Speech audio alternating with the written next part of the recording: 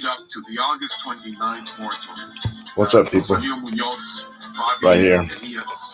Hey, if you guys are not checking it out right now on KCET, they got this beautiful documentary.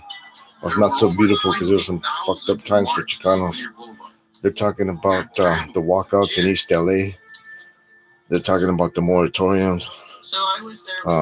Obviously, the different groups are there. The Brown Berets, all of that. If you got regular TV somewhere or even on cable, and you got KCET, this is something y'all should be checking out. Or look at maybe go to YouTube and find it. It's probably on YouTube on KCET's channel. I'm gonna give you guys a little bit of this, all right? Allies as well. There, I think, were some young lords. So these different groups that were there, it was a very cheerful, festive march.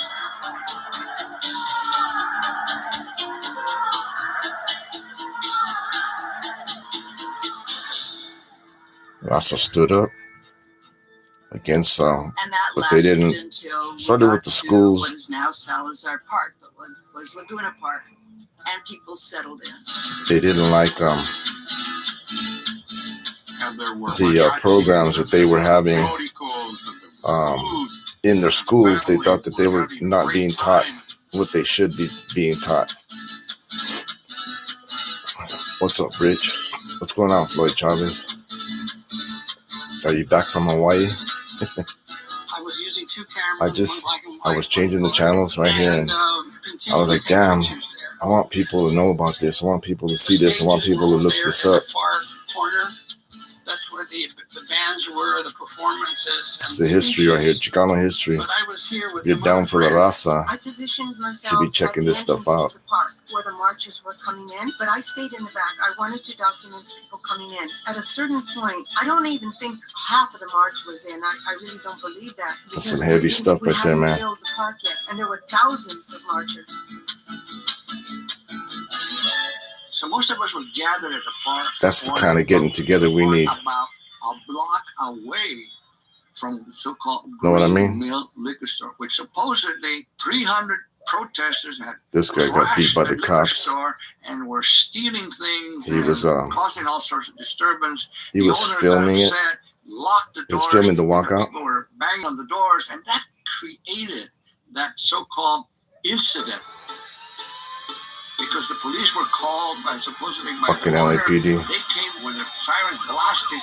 Apparently, the sheriffs dispersed the crowd, and instead of driving that crowd away from the park, they drove them to the park. So it's obvious to me that if you want a confrontation, you drive them to where the public is. And they beat the shit out of all kinds of people, man.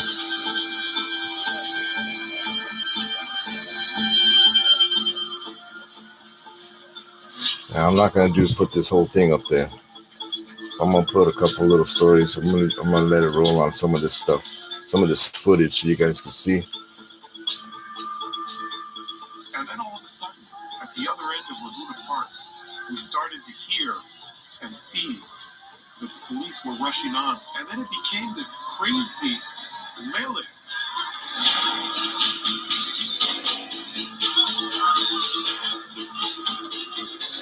As I was taking pictures in the front, and somebody came up and grabbed me, and they said, "You better get back here. The sheriffs are attacking from the back." 4 minutes into this right now. Just wanted to let you guys know this is on TV right now. I'm sure you can find it on YouTube, and more than likely it is there. There's no way out. So now they either have to turn around and confront, the people that are attacking them, which is what they did. And kids, and I mean like 10, 11, were trying to push back, hold back the sheriffs so they wouldn't attack a sitting crowd, the majority of whom were not aware this was going on. And then we were throwing back at them the tear gas canisters. At that point, the sheriffs were really upset and started hitting people with their batons. Damn.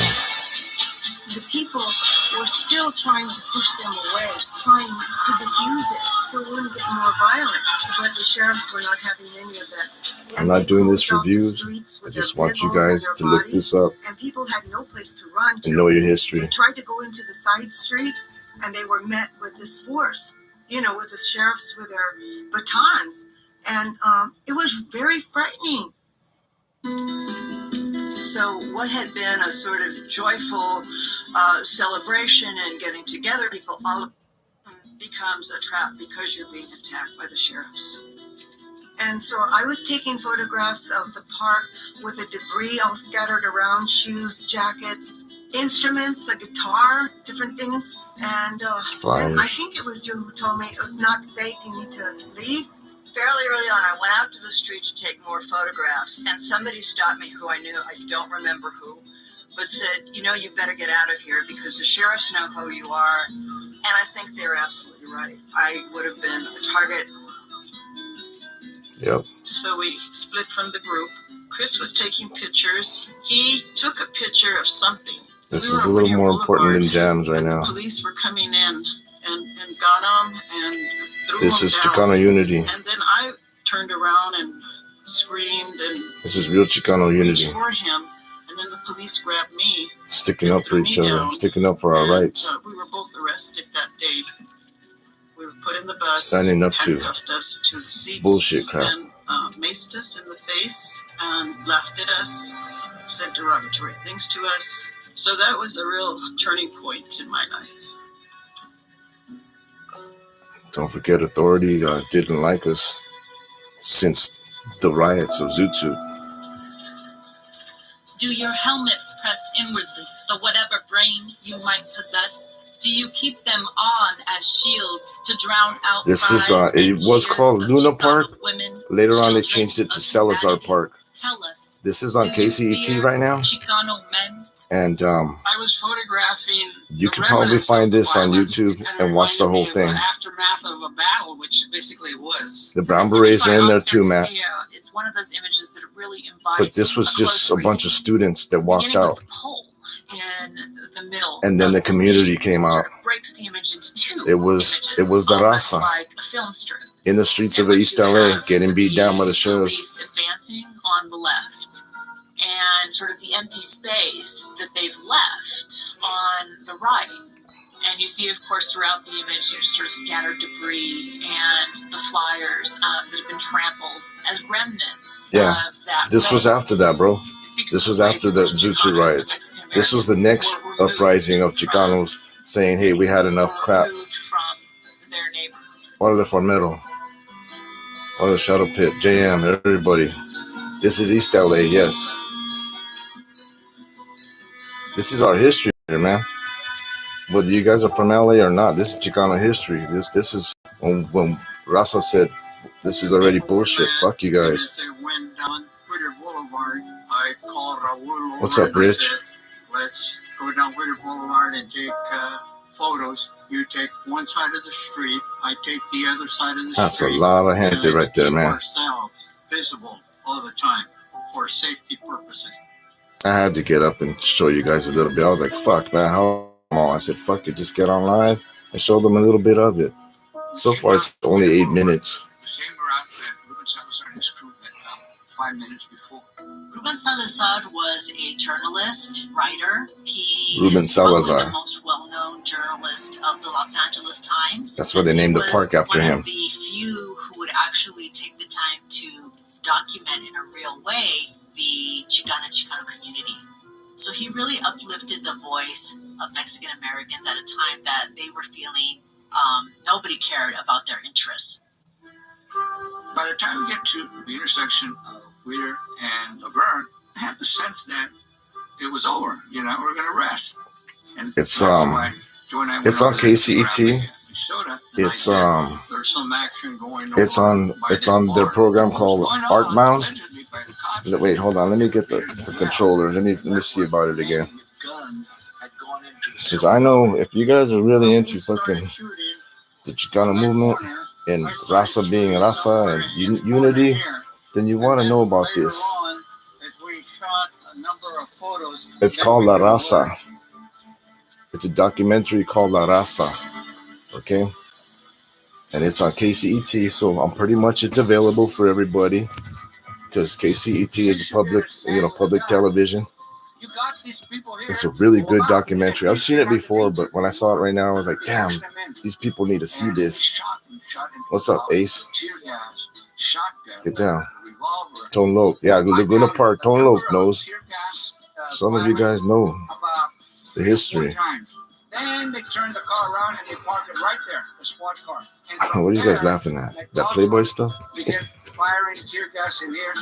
Remember, the tear gas projectile was really a bazooka shell. It was supposed to be used in barricaded situations. This projectile. Yeah, this is what I love too, man. Gas on the other side. Hey, honeybees, what's going on? It was used in an open doorway when they knew it was crowded with people. Yeah, this is gets out of the squad car. This is Chicano history right here in East LA. Behind the post, and he began shooting into the bar. I was even asking, what the hell are you shooting at? That's when they killed Ruben Salazar.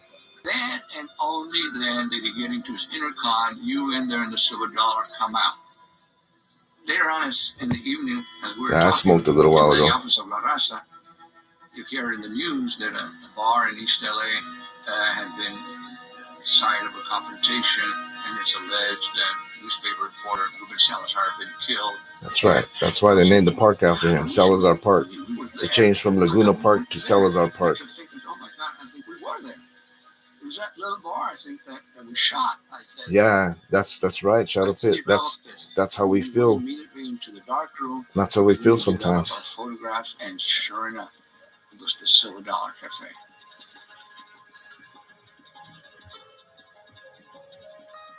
That's crazy how the sheriffs just attacked us. Once we knew we were just standing up for our rights peaceably. We said, okay, we have to get a special edition regarding Ruben. This was 1968. 2 years before I was born. Pointing the gun and forcing the people back to the door as the cover of the magazine. Later on, we had I hope that you all take a look at this, the whole thing.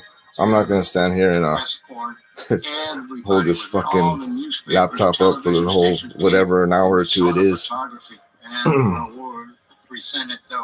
Wasco, huh? Just down the street from Baker's, all right. It was only one proviso. I will not accept any money from any of this photography. The only thing we want is credit for ourselves as the photographer. Raza was crazy. The Raza was, and also La Raza. You know, a little tiny, itty bitty community newspaper. Raza was doing for Raza.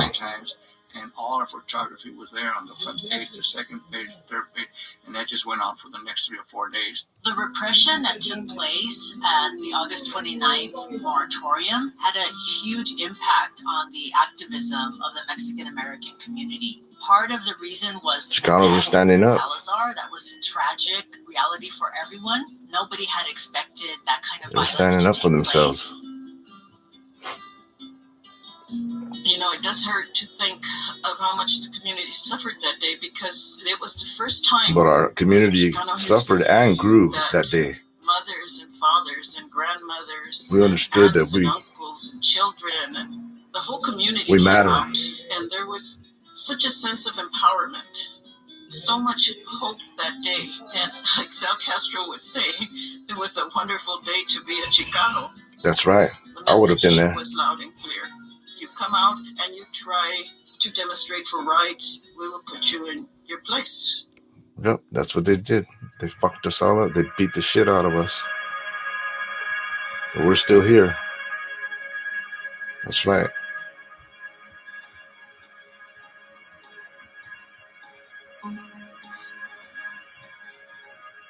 January 31st, 1971. Thank you, Shadow Pit. These are the kind of things I want to be doing. This is what I want to bring to the table.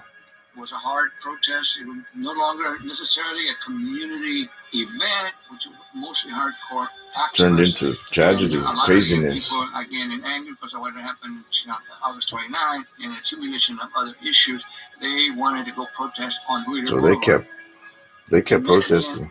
Several protests, several moratoriums. Side streets, Arizona. At Arizona and Whittier, I had a girlfriend who lived right there. The sheriff's department that was lined up. The demonstration turns confrontational between not in those times, later on. The community. And at that time, there were no rubber bullets or the use of rubber bullets. When the sheriff shot they shot. And what they were doing was shooting with shotguns right in front of the kids. Shotgun pellets were shooting up. Yeah, go check it out, honeybees. This is on KCET. It's a documentary called La Raza, and it's on Artbound. That scene where Montag, who I thought was a Chicano kid, had been killed. So there's a series of photographs that I took just after he gets shot, and he's picked up by some of the young people and always learning. That's right. Across the field and onto the sidewalk. People start gathering. His life is expired. Baker's 13.5. There's old stains. Viva la raza. That's right, Ace. It's covering the body. And Raul has this Mexican flag with him, a small Mexican flag. And Raul places a flag upon him, thinking that he's Chicano. He was a Jewish kid, immigrant kid from the Boyle Heights area. Wow. Boyle Heights had a lot of Jewish people there. That was one of the moments that I captured. In light of the repressive measures such as mass arrests and repeated rip-offs of leadership which have occurred in our barrios during the past year, a shift in the mood of the community has been noted. I think that we all withdrew to a certain extent from collective action, focused on what we could do more individually. And I think that was something that they all united this day. All of the movements at that moment. The mid-70s was a period of reflection for the Chicano activists. Some were afraid to take to the streets because of the police violence. The police were definitely surveilling. Many felt like they had to go into hiding in order to stay out of jail. Right. It was no longer a risk that we would be arrested for disturbing the peace. For sure they would be arrested. The risk now became our lives. You were too busy, like Don Quixote, stabbing at the windmills. I'm gonna cut this off right now. I hope that you guys go in and check it out. Sometimes you are away from the children so much that you don't see them grow up, and that's defeating the purpose of what La Raza No, I haven't. I've heard about it. La Familia. From 1971 to about 1975, we were very much involved with La Raza Unida, establishing the party. Carmelo at a crossroads. In and of itself, that absorbed a lot of time, a lot of energy and resources. It didn't necessarily come to fruition. The Raza people begin to move on. We gotta love and respect each other, man. Independent individual lives. Love and respect each other. I basically closed the offices in 1977. I'm not sure if I'm gonna go live later. Maybe. All depends. Got married, which is good. I met my wife at La Raza. She was I gotta take a shower. I was just chilling out. I finished eating. I was flipping through the channels and I saw this was on again. I was like, fuck, these guys need to see this shit. Or at least know that it exists, you know what I mean? So that you can check it out. And when I left La Raza, I went to law school, where I became an activist. You went to law school. With subjects of defending undocumented workers and defending immigration rights. Fuck yeah. Pedro Arias, he probably the most dedicated. Daisy May, how you doing? To fight in Nicaragua with the Sandinistas. I'm very proud of that period of time in my life. I'm very proud of it because I met such good people, such dedicated people. Hi, Daisy May. They had skin in the game. They gave time, gave money, gave in some cases blood to a cause. I appreciate you guys in the house. Appreciate you guys all the time. You know that. A group of volunteers were able to do this over a 10-year period. For this generation who are in their Well, we really want to be about the Raza. Let's start putting more stuff like this out. Discussions that really make a difference. We have not gained as much as we had hoped we would from this movement. It's a crazy crap now. We did influence and change. The movement is real. I think the legacy of the Chicano movement is, in fact, that we have broken through. Although there is much to be done, there is now an educated Chicano class. Doctors, lawyers, that's right. Businessmen, businesswomen. There is now awesome. Thank you. A huge number of elected officials. The way I always envisioned it is that those things would help us and be vehicles that have people in powerful positions to lift the rest of the Chicano population. You guys are crazy. So that the dropout rates would have improved, the jobs would have improved, poverty would have ameliorated itself. And so maybe it just wasn't the fact that we needed more professionals, but that we also had trappings of wanting to bring people forward too that had less. Right. Since the Chicano movement came and went, more books have been written, published, people have become professors. My book is part of that. My book talks about a different view of Chicanos. I was a small part of it. The importance of really preserving this material. It's on the verge of disintegrating. We're looking at something that is 50 years old, 1968. Well, the book I'm writing about my life, living, growing up and living in East LA most of my life, for 40-something years. And these didn't, and so they've yellowed. You didn't know about that one, Farmedo? What we've done is to try to assemble. Yeah, I've been working on that. So that people have the ability. Matter of fact, I've been doing that this last week. Just trying to finish this shit up, trying to add more, trying to think what I can put in there. There's a lot of stuff. It's just basically my experience. With each other about what was happening. By preserving the documents. The Wizard, he was on a live the other night. He was cool. I mean, he's still in pain. He said that he's got a new treatment that seems to be working for him. So that's a good thing. Thank you for asking, Farmedo. And then many demonstrations and pickets, we show how things were tough at the time that are still exist today. So if people can translate those photos in the same, well, wait a minute. I'll get it out soon. My book, that is. And they were improving things. Anyway, all right. I'm gonna cut this now. The inertia of the movement. But yeah, I worry about him too, bro. Honeybee, for you, if you don't know what we're talking about, the Wizard, we're talking about Mr. Smitty Kyles. That someday, you know, these photographs, I just wanted to bring this to your attention and let you guys know that it's out there. Understand that history, learn about I might change the title so that you guys could find it better. But yeah, man. Thank you guys for tapping in. I'm gonna go ahead and slow this down and into a halt real quick, and then maybe I'll see you guys a little bit later. Okay. I gotta take a shower and shit. Look at my face. I'm all sweaty and shit. My hair is all fucked up from laying on my bed and put my hat on and said, shit, I'm gonna do this for them. I'm gonna do this so they can see this.